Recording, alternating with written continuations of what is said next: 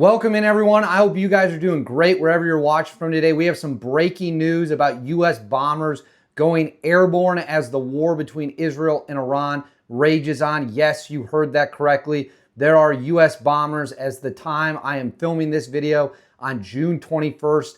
There are bombers in the air. We're going to get into where they're going, what is going on, how many bombers could possibly be up. This is a huge development. This is what everyone has been waiting to see, and it looks like the United States is taking another step towards officially entering the war. I also have to admit my AC is still broke. It's about 100 degrees outside, so I'm pushing through. I got a nice, cool, breathable shirt on to keep things normal while we do this. So I appreciate you guys sticking with me. I'm not going to bail on you even if the AC is crushed and I am cooking in here. Before we get into the video, as always, please make sure to like and subscribe. Costs you guys nothing, is a huge boost to the channel. Comment with your thoughts below. I'm trying to respond to as many comments as possible. Let me know what you think about the situation.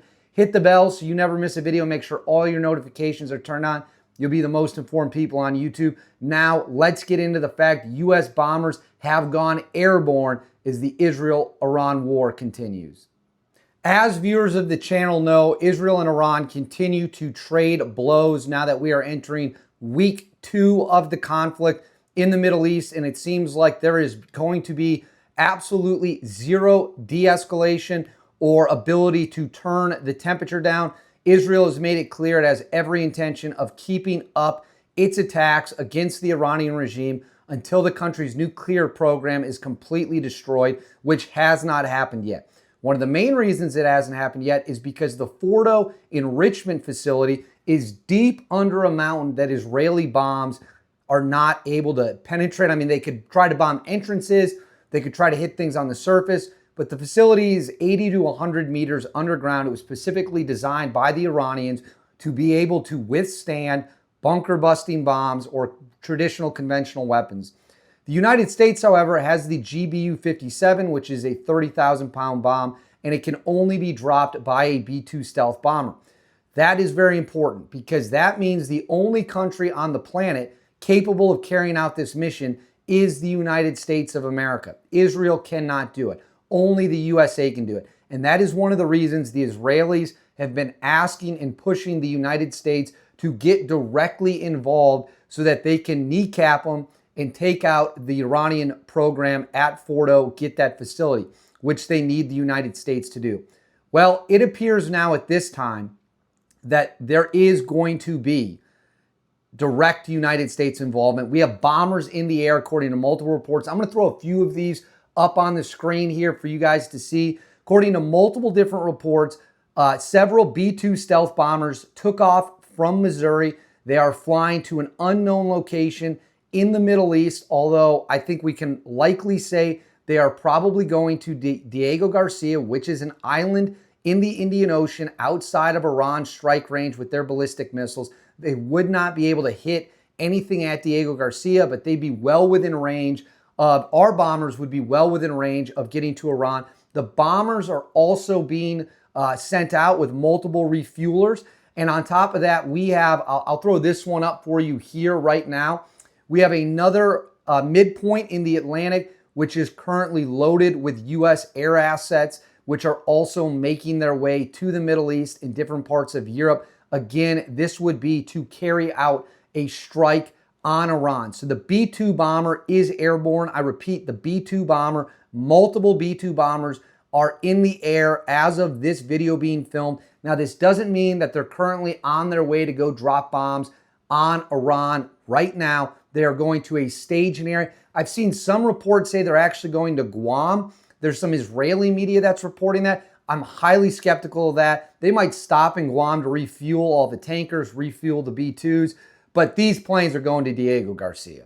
That's going to be the final point. Now, for some of you who might not be overly familiar with the B-2 stealth bomber, it is the world's most advanced stealth bomber in use. We also have the B-21 Raider. We have 3 of those, but they're still in a testing phase. The B-2 obviously has been in service for decades, and even though it's 30 plus years old, it's still more than capable of defeating the most advanced radar systems on the planet, which is pretty incredible to think about. We're going to roll some footage now of the B-2 bomber so you guys can get an idea of the size of it, what it's capable of, all that stuff. And then we're going to break down where we go from here. So make sure to stick around after you watch the V2 footage. Let's roll that right now.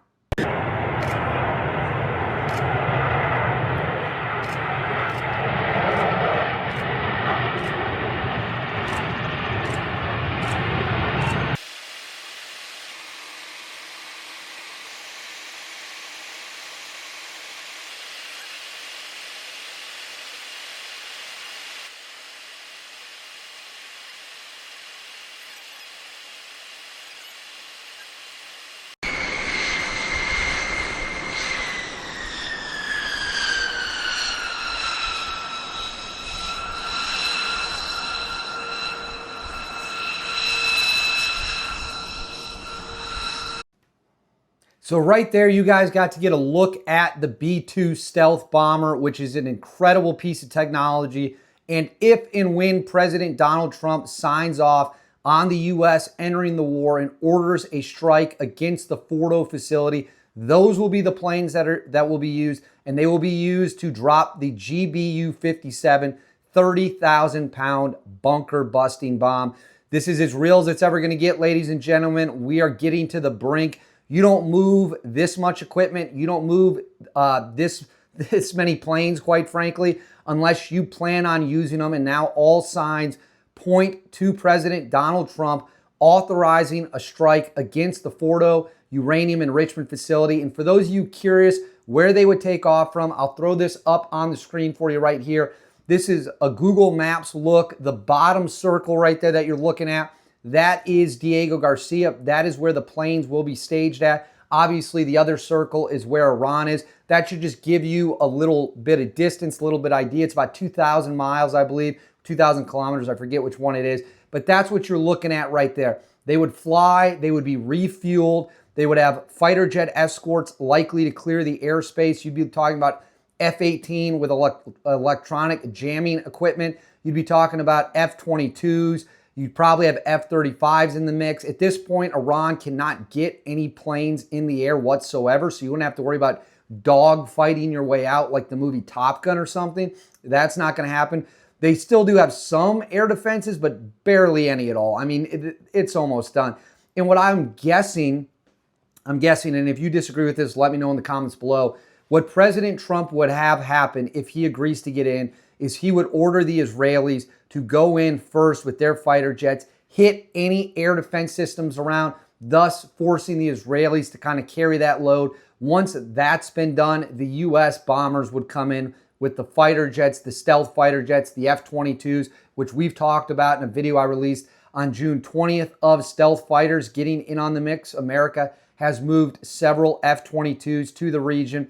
They would go in, the B-2s would follow them, and then they would wipe out that facility with multiple 30,000-pound bombs, peel out, and get the hell out of there.